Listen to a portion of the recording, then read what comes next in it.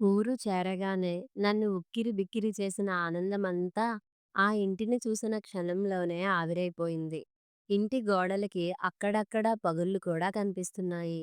అయ్యవారి, అమ్మవారి ఆరోగ్యం ఎలా ఉందో అనే ఆలోచనలతో గుండె దడదడలాడింది.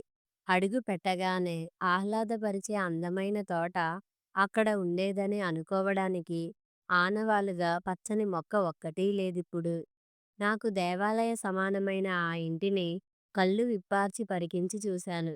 ఏదో భక్తి పారవస్యం పొంగివచ్చింది. హరహర మహాదేవ శంభో శంకర. ఒక్క క్షణం మనసంతా ఆ శివనామ స్మరణతో మారుమోగిపోయింది. ఇంటి మెట్లెక్కి అటూ ఇటూ ఉన్న విశాలమైన ఎత్తు అరుగుల్ని చూడగానే ఏదో ఆత్మీయత పెల్లుబికింది. ఆ మూలకి చూశాను. బావి, బొక్కెన అక్కడే ఉన్నాయి. ఉత్సాహంగా చకచకా అటు అడుగులు వేసి, బావిలో చేదవేసి, నీళ్లు తోడుతుంటే, నా వెనకే వచ్చి నిలబడిన గౌతమ్, సా సార్ ఏమిటిది మీరు? అంటూ తత్తరపడ్డాడు. నా చర్య అతనికేం అర్థమవుతుంది? అసలు కూడా నా పిఏ గౌతమ్ వచ్చిన విషయమే మర్చిపోయాను. గౌతమ్ మాటలతో బాల్యస్మృతుల లోకం నుంచి బయటపడి, గౌతమ్, మీరు మన ఇంజనీర్లతో కలిసి ఆ స్థలం దగ్గర పని చూడండి అని చెప్పాను. అతడు ఏదో అడగాలని సంశయిస్తున్నట్లు కనిపించేసరికి, నేను కాసేపట్లో వచ్చి కలుస్తాను. తిరిగి వెళ్ళేటప్పుడు మీకు అన్నీ వివరంగా చెబుతాను అన్నాను. గోడ వారగా చీపురు అప్పటిలాగే అక్కడే ఉంది. పెద్ద బకెట్తో నీళ్లు తీసుకువచ్చి మెట్ల మీద, అరుగుల మీద పోసి చీపురుతో శుభ్రంగా కడిగేశాను. గౌతమ్‌ని అక్కడి నుంచి పంపించేశాను కాబట్టి సరిపోయింది. లేకపోతే నాకేదో అయిందనుకుని బిత్తరపోయేవాడేమో. ఆ అరుగు మీద అయ్యవారు కూర్చునే చోటును చేతులతో తాకితే మనసంతా చల్లని వెన్నెల పరుచుకున్నట్లయింది. సరస్వతీదేవి పాదాలు తాకి ప్రణమిల్లుతున్నట్లు అపురూపమైన అనుభూతి, తన్మయత్వం. గుమ్మం ముందు నిలబడి చేరవేసి ఉన్న తలుపుల మీద చిన్నగా శబ్దం చేశాను. ఎవరు? అంటూ వచ్చిన అమ్మగారు తలుపులు తీసి పరిశీలనగా, ఆశ్చర్యంగా చూస్తూ నువ్వేనా అన్నట్లుగా చూపులతోనే అడిగారు. అమ్మగారు, నేను కన్నా, కృష్ణని అన్నాను. ఎన్నాళ్ళకెన్నాళ్ళకు కనబడ్డావురా, రా అంటూ ఆప్యాయంగా నా చేయి పట్టుకున్నారు. మీ కృష్ణుడు వచ్చాడు అంటూ అయ్యవారి దగ్గరకు తీసుకెళ్లారు. పడక కుర్చీలో తల కింద చేతులు పెట్టుకుని కళ్ళు మూసుకున్న అయ్యవారు కొంచెం త్రుల్లిపాటుతో లేచి కూర్చుని, నిజమా? అన్నారు సంభ్రమాశ్చర్యాలతో. అయ్యవారి ముందు చతికిలబడి కూర్చుని పాదాల మీద చేతులుంచి కళ్ళకి అద్దుకున్నాను. అమ్మగారు నా వైపు పట్టి పట్టి చూస్తూ, ఎంత ఎదిగిపోయాడో చూడండి అనగానే అయ్యవారు వెంటనే చలోక్తిగా, ఇప్పుడేమిటి, వీడు 12 ఏళ్లకే ఎదిగిపోయాడు కదూ, పండితుడిలా మాట్లాడేవాడు అన్నారు. నవ్వుకున్నాం. అమ్మగారు, అయ్యవారు నన్ను నా చిన్నప్పటిలాగే అంతే చనువుగా, ఆదరంగా చూడడం నాకు పరమ ఆనందంగా అనిపించింది. ఒక వారనున్న ఎత్తుపీటను అమ్మగారి కోసం అయ్యగారి పడక కుర్చీ పక్కనే వేసి, వారిద్దరికీ కొంచెం ఎదురుగా స్తంభానికి ఆనుకుని కూర్చున్నాను. ఆ రోజుల్లోకి వెళ్ళిపోయి అప్పటి సంగతులు నెమరవేసుకోవడం చాలా సంబరంగా ఉంది. మాటల మధ్య అమ్మగారు, పిల్లలంతా పక్షుల్లా ఎగిరిపోయి మళ్ళీ కనిపించరని ఒకరోజు మీ అయ్యవారు అంటే, వీడు మాత్రం అలా కాదని నేను నిన్ను చూపించాను గుర్తుందా? అప్పటి మాట నిజం చేశావు కదరా నవ్వు మొహంతో అన్నారు. ప్రతిరోజు పారాయణంలా మననం చేసుకునే విషయాలు ఎలా మర్చిపోతానమ్మా? ఆ రోజు జరిగిన సంభాషణను అక్షరం పొల్లుపోకుండా చెప్పేయగలను అంటూ అమ్మగారి జవాబు కోసం ఎదురుచూడకుండా ఉత్సాహంగా మొదలుపెట్టేశాను కూడా. ఆ రోజు మీరు వంగ, బెండ మొక్కల మధ్య తిరుగుతూ కాయలు కోస్తుంటే నేను బుట్ట పట్టుకుని మీ వెంటే ఉన్నాను. అయ్యవారేమో తడికెలకు అల్లించిన కాకరపాదుల తీగలు జారిపోకుండా ఉరికొసలతో కడుతున్నారు. నేనేమో కబుర్లు చెబుతూ మధ్యలో మా పాక ముందున్న కాస్త స్థలంలోనూ ఏవైనా 2 మొక్కలు పెడదామని నేనంటుంటే మా అమ్మ వినిపించుకోవడం లేదని చెప్పాను. ఆ మాటకి మీరు, నన్నడిగితే పెరడు బెత్తడున్నా సరే ప్రతి కుటుంబము పిల్లల్నే కాదు, తప్పనిసరిగా మొక్కల్ని పెంచాలంటాను అని మళ్ళీ వెంటనే మీ అయ్యవారేమో నన్ను మాత్రం రెండో దానికే పరిమితం చేసేశారు అన్నారు నిట్టూరుస్తూ. తల్లి ప్రాణానికి ప్రమాదమని డాక్టర్లు చెప్పినా పిల్లలు కావాలనుకునే మూర్ఖత్వం నాకు లేదు. ఈ లచ్చిందేవి బావుంటే చాలు, అదే 10,000, 10 మంది పిల్లలు పెట్టు అని సరిపెట్టుకుని సంతృప్తి పడడం నేరమా? అర్థం చేసుకోకుండా నిందలొకటా కటకటా అంటూ సరదాగా అయ్యవారు నవ్వారు. పని పూర్తి చేసిన అయ్యవారు అరుగు మీద కూర్చుంటే మీరు నేను కూరగాయల బుట్టతో వచ్చి ఎదురుగా అరుగు మీద కూర్చున్నాం. పిల్లలు లేరనే మాట మనం అనుకోకూడదు. పిల్లలంటే నీకెంత ప్రేమో తెలిసినా ఆ సర్వేశ్వరుడు నీకు ఇద్దరు ముగ్గురుతో సరిపెట్టకుండా 40 మంది పిల్లల్ని పంపించాడు. పగలంతా నీ దగ్గరే ఉంటారు. నీకు తోచినప్పుడు ఇష్టంగా వండి పెడుతుంటావు. అంతకన్నా ఏం కావాలి అని మళ్ళీ వెంటనే ఏదో ధర్మ సూక్ష్మం చెబుతున్నట్టు ఏదో అనుకుంటాం గాని ఎవరైనా రెక్కలొచ్చేంత వరకే. ఆ తర్వాత పక్షుల్లా ఎగిరిపోవటమే గాని మళ్ళీ కంటికి కనబడరు. అందుకే మనం ఎటువంటి భ్రమలు పెంచుకోకూడదు అన్నారు. అప్పుడు మీరు వెంటనే నన్ను చూపిస్తూ అందరి సంగతి తెలియదు గాని వీడు మాత్రం ఎంత దూరం ఎగిరిపోయినా మన గూటికి మళ్ళీ వచ్చి పలకరిస్తాడు. నాకా నమ్మకం ఉంది అన్నారు. అంతే కదా అమ్మగారు? సరిగ్గానే చెప్పా కదా అని అడిగాను. తూచా తప్పకుండా ఆ రోజును మళ్ళీ మా కళ్ళ ముందు నిలబెట్టి చూపిస్తున్నట్లుగా కథలా భలే చెప్పావురా అంటూ అమ్మగారు పెద్దగా నవ్వారు.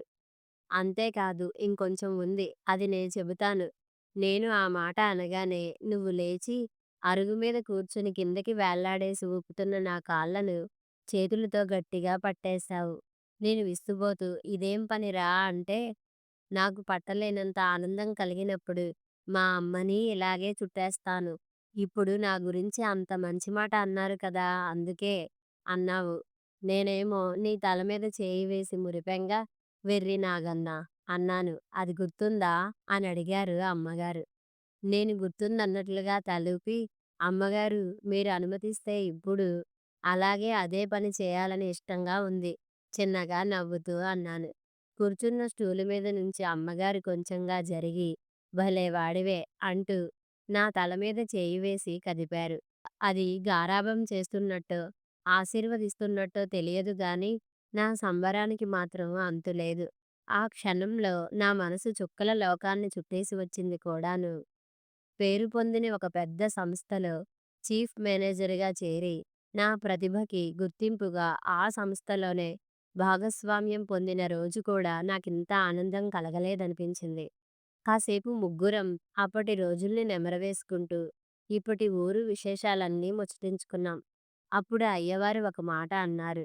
మన ఇంటికి ఎదురుగా ఉన్న ఆ ఖాళీ జాగా కొని, నా ఆశలకు, ఆశయాలకు అనుగుణంగా ఒక హై స్కూల్ బిల్డింగ్ కట్టాలనే కోరిక బాగా ఉండేదిరా.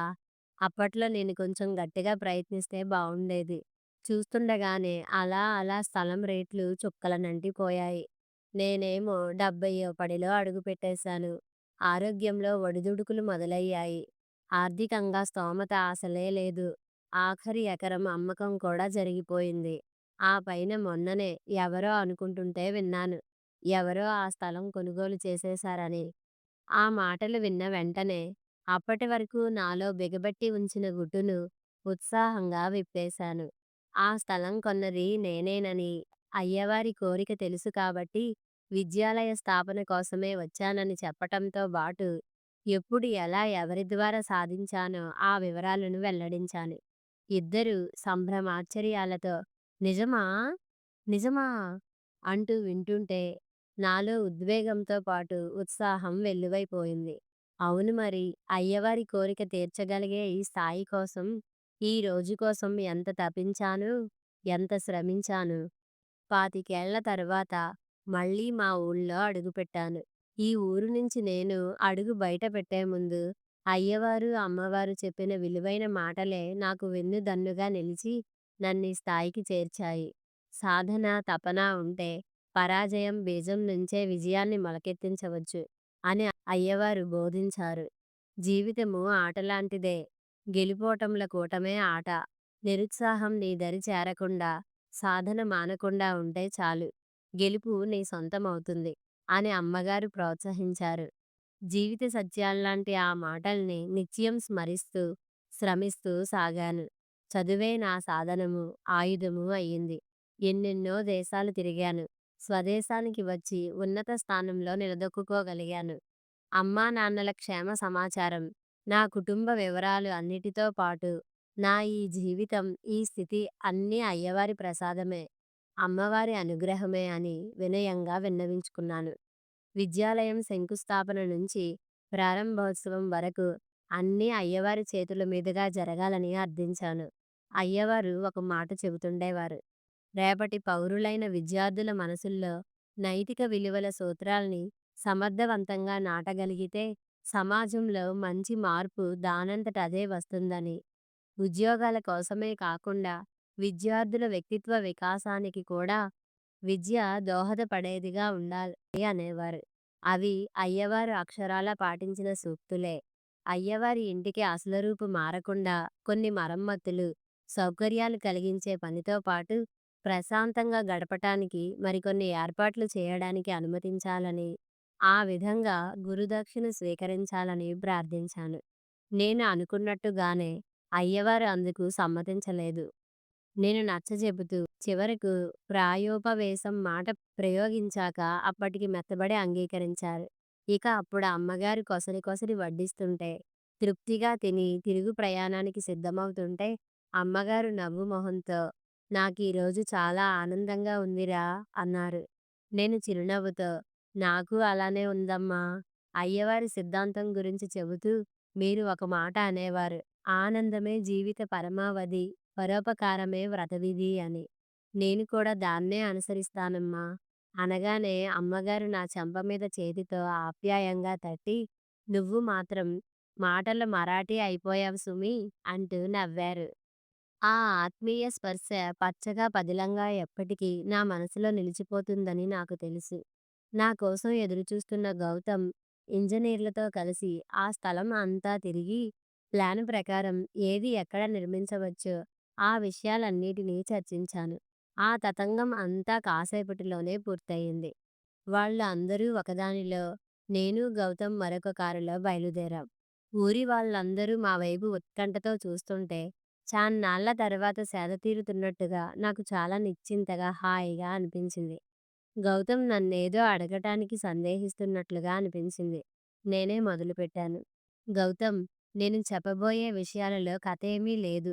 అవన్నీ నేను అరుగుల బడిలో చదువుకున్న చిన్నప్పటి జ్ఞాపకాలు. అంతే.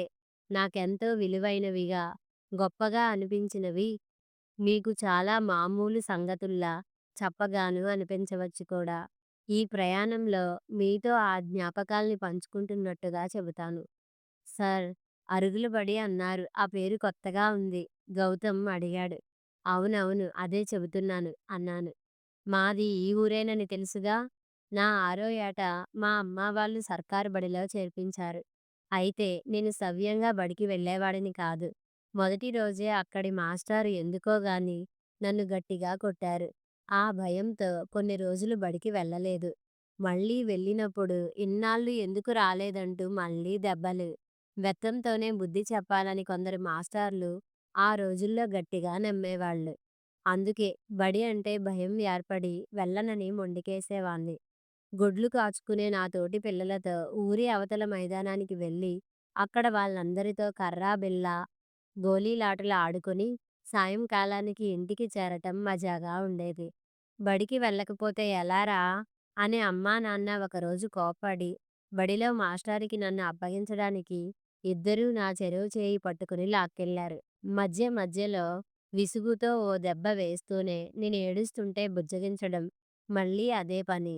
రోజూ వెళ్ళే దారిలో ఏదో తవ్వకం జరుగుతుంటే అరుగులబడి వీధికి తిరిగాం. సుబ్బరాయ శర్మగారి ఇంటికి ఎత్తైన విశాలమైన అరుగులుండేవి.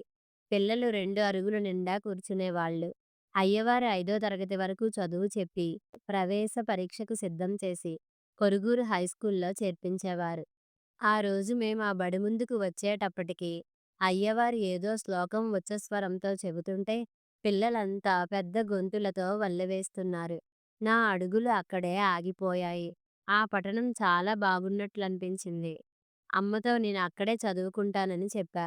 అమ్మా, నాన్న కంగారు పడిపోతూ, "ఆళ్ళంతా పెద్ద కులాల పిల్లలు. నిన్ను చేరనియ్యర్రా" అన్నారు.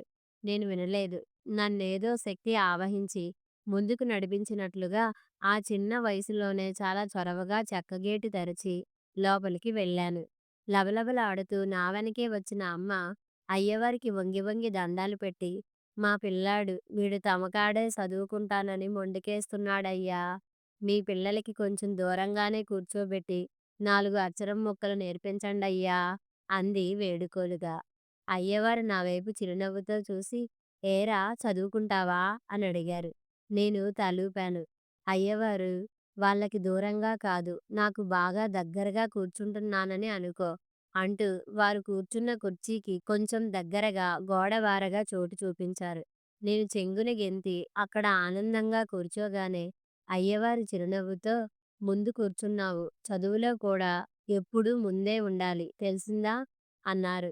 నేను హుషారుగా తల ఊపేశాను. అంత తేలిగ్గా అయ్యవారు నన్ను బడిలో చేర్చుకుంటారని అనుకోలేదేమో. ఆనందంతో అమ్మ మొహం విప్పారింది. పిల్లవాడి పేరేమిటని అయ్యవారు అడగ్గానే, కన్నబాబండి" అంది తడబడిపోతూ. "ఈరోజు అష్టమి నాడు ఈ బడిలో అడుగుపెట్టాడు కదా, అందుకే వీడి పేరు కృష్ణగా రాస్తున్నాను సరేనా" అని అడిగారు. అప్పటికి నాన్న కూడా లోపలికి వచ్చి అమ్మ పక్కన నిలబడ్డాడు. ఇద్దరూ వినయంగా "మీ దయ" అన్నారు. ఆ తర్వాత అయ్యవారు, అమ్మగారు కూడా నన్ను ఎప్పుడు పిలిచినా "కన్నా, కృష్ణా" అని 2 పేర్లతో పిలిచేవాళ్ళు. కొందరు పిల్లలు నన్ను అయ్యగారి కృష్ణుడు అనేవాళ్ళు. అయ్యవారు నాకు కృష్ణ అని పేరు పెట్టినందుకో, లేక అయ్యవారికి నేనంటే ఇష్టమనో, ఎందుకో గాని అలా అనేవాళ్ళు. వాళ్ళు కొంచెం వెటకారం చూపిస్తూ అన్నా సరే, నాకు మాత్రం చాలా ఇష్టంగా, మనసులో మురిపెంగా ఉండేది. నా 5వ తరగతి పూర్తయ్యేసరికి మా ఊళ్ళో హైస్కూల్ వచ్చింది. 6వ తరగతిలో అయ్యవారు నన్నక్కడ చేర్పించారు. స్కూలు అయ్యాక కాసేపో ఇంటి దగ్గర ఉండేవాడిని అంతే. అయ్యవారు వాళ్ళు నిద్రపోయే సమయం వరకు ఆ అరుగుల మీద కూర్చొని చదువుకునేవాడిని. 12 వయసులో వెలివేయబడి మా కుటుంబంతో ఈ ఊరు విడిచి వచ్చేశాను. ఆ జ్ఞాపకంతో మనసు బరువెక్కి ఒక క్షణం మౌనంగా ఉండిపోయాను. గౌతమ్ కొంచెం సంకోచంగానే, "వెలా? అదేమిటి సార్" అని అడిగాడు. ఆ సంఘటన గురించి చివరగా చెబుతాను. అరుగుల బడి కబుర్లన్నీ ఏది ముందు గుర్తొస్తే అది ముందుగా అలా చెబుతాను అంటూ మళ్ళీ మొదలుపెట్టాను. మా అయ్యవారి పేరు సుబ్బరాయ శర్మగారు. అరుగులబడి అయ్యవారని కొందరంటారు. కొందరు అయ్యవారిని సుబ్రం సుబ్బయ్య గారు అని కూడా అనేవాళ్ళు.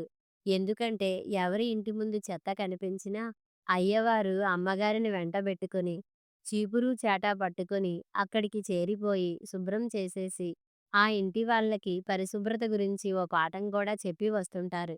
అందుకే ఆ పేరు వచ్చింది. ఒకసారి మా గూడెనికి కూడా నన్ను వెంటబెట్టుకుని వచ్చి మా ఇంటి దగ్గర మొదలుపెట్టి వీధంతా శుభ్రం చేసి, "ఇక నుంచి ఇంటి పరిసరాలన్నీ ఇలా ఉండాలి" అంటూ పరిసరాల శుభ్రత గురించి, ఆరోగ్యం గురించి పాఠం చెప్పారు. ఆ రోజే ఒక పెద్దాయన వచ్చి అయ్యవారి మీద గట్టిగా అరిచారు. "ఏమిటయ్యా ఇది? నువ్వు పుట్టిన కులమేమిటి? చదివిన చదువు ఏమిటి? అంటరాని వాళ్ళింటికి చీపురుతో వెళ్ళడం, శుభ్రం చేయటమునా" అని. అయ్యవారు మాత్రం చాలా శాంతంగా చిరునవ్వుతో బదులిచ్చారు. "వాళ్ళు మన ఊరి వాళ్ళే కదండీ! ఆరోగ్యం గురించి చెప్పొద్దూ పాపం. పంతులుగా నా పని చెప్పటము, చేసి చూపించటమే కదూ! శాస్త్ర సమ్మతం కాని పనులు చేయటం, ఆ పైన వితండవాదం. పిల్లల్ని చెడగొట్టేలా ఉన్నావు" విసుక్కుంటూ ఆయన వెళ్ళిపోయారు. అప్పుడు అక్కడే ఉన్న అమ్మగారు, "పోనీ ఇలాంటి పనులకు పిల్లల్ని వెంటబెట్టుకుని వెళ్ళొద్దు" అన్నారు.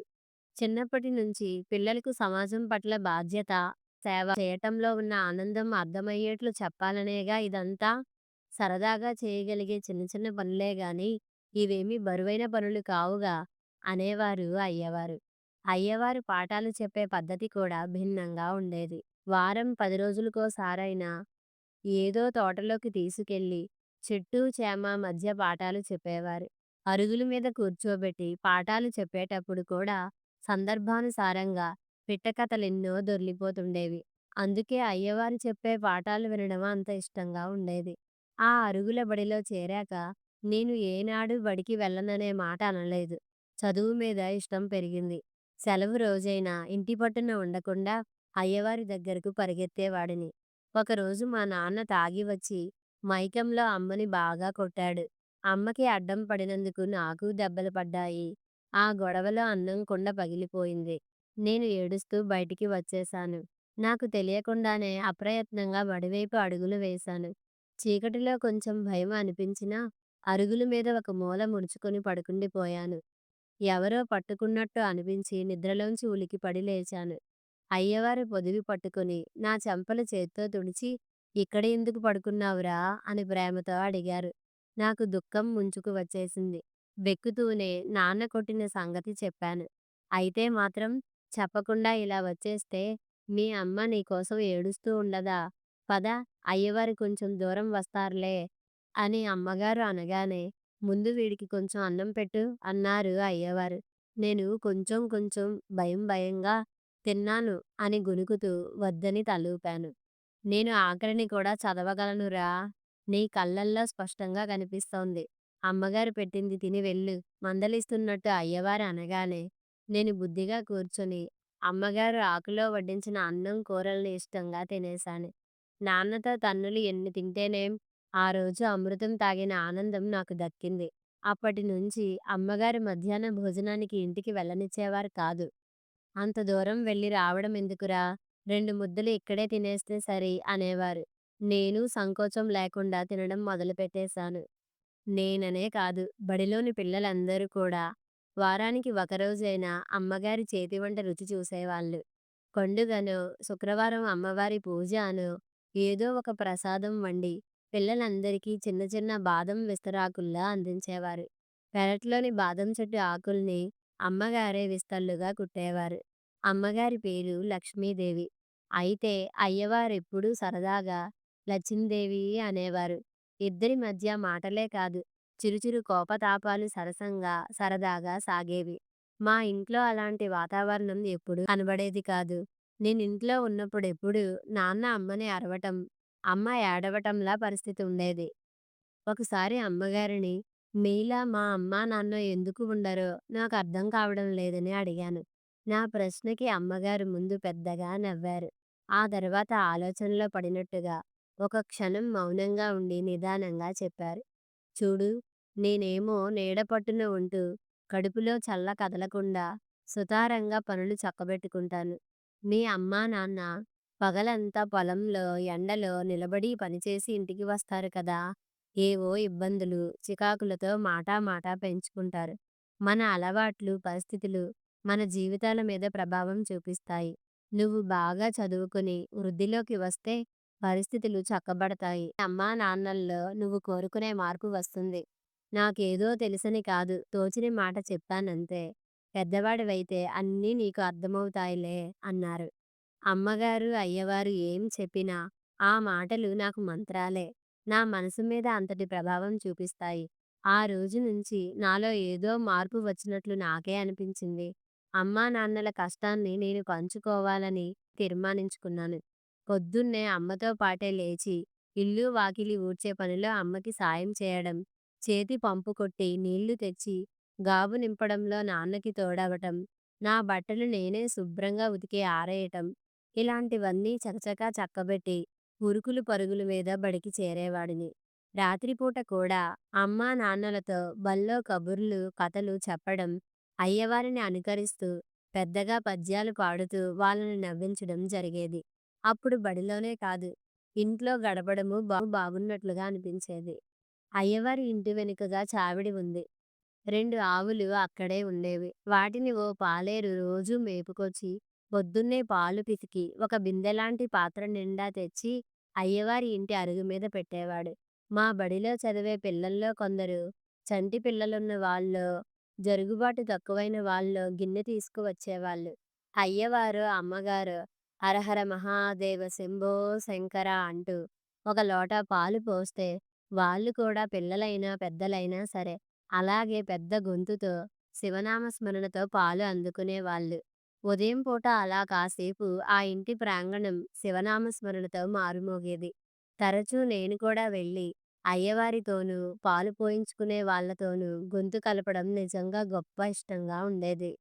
ఒకసారి ఎవరో పెద్దాయన అయ్యవారితో, "ఏమిటండి శర్మగారు, ఊళ్ళో వాళ్ళకి ఇలా రోజూ పాలు పోస్తారు గాని, కనీసం ఏ పుణ్యతిథి నాడైనా శివాలయంలో శివుడికి అభిషేకమైనా చేయించరేమి? పుణ్యం వస్తే చేదా ఏం?" అన్నారు. "అయ్యా మాధవయ్య గారు, నేను మీకు చెప్పనే లేదు కామోసు. శివుడే నాకు కలలో కనబడి స్వయంగా చెప్పాడండి. గుడిలో ఉన్న నన్ను అభిషేకిస్తే పుణ్యం కించిత్తే వస్తుంది.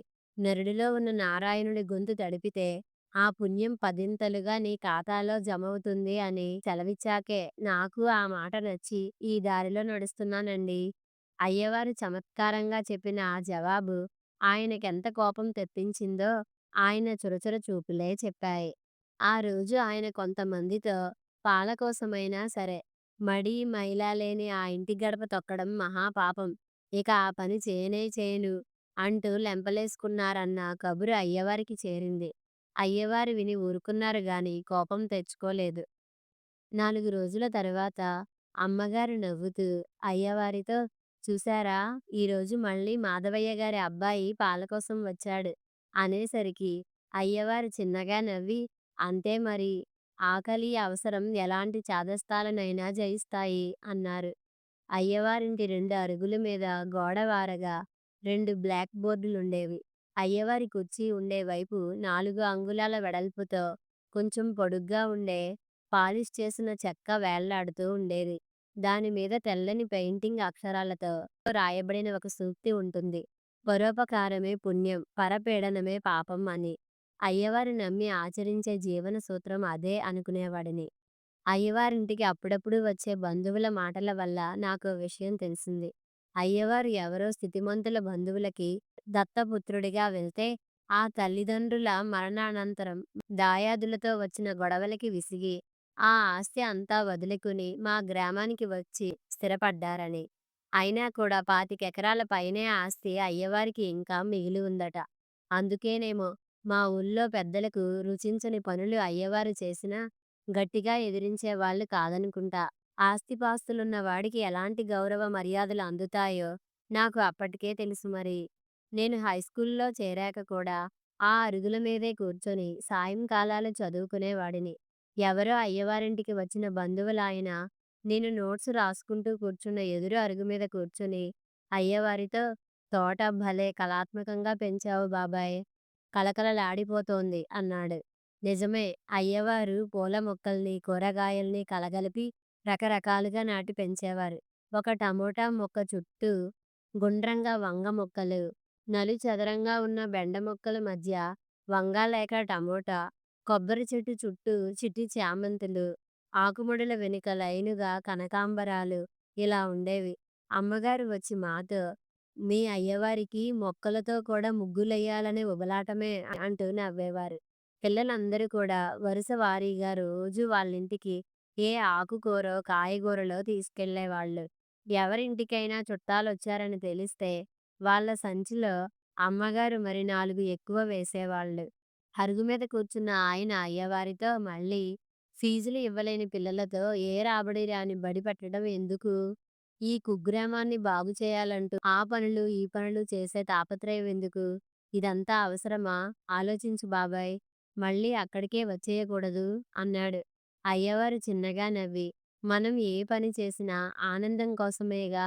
నాకిది ఆనందంగా ఉన్నప్పుడు కాదనుకోవటం ఎందుకు" అన్నారు. "సరే, నీ ఇష్టం నీది" అని మెల్లగా అనుకుంటూ ఆయన వెళ్ళిపోయారు. అప్పుడు అక్కడే ఉన్న అమ్మగారు నాతో, "అయ్యవారి సిద్ధాంతం ఏమిటో తెలుసుకున్నావు కదరా! ఆనందమే జీవిత పరమావధి, పరోపకారమే వ్రతవిధి, రాసిపెట్టుకో" అంటూ నవ్వారు. నేను నిజంగానే ఒక పేజీలో ఆ మాట నాకు నచ్చినట్టుగా రాసుకున్నాను.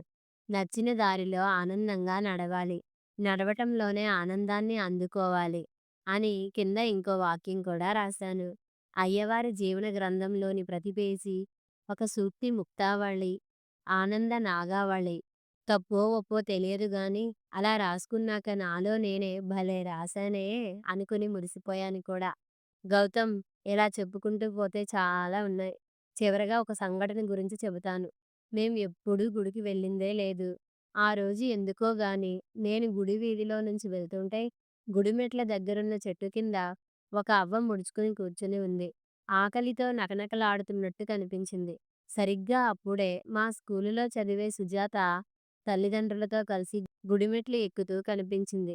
గుడిలో ఆ రోజు వాళ్ళేదో ప్రత్యేక పూజ చేయిస్తున్నారు కాబోలు.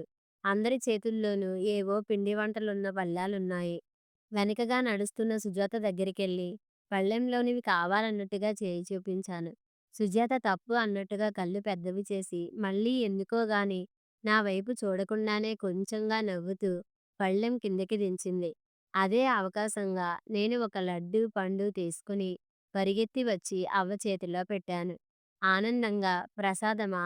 అంటూ అవ్వ కళ్ళకద్దుకుని పూర్తిగా తిననేలేదు.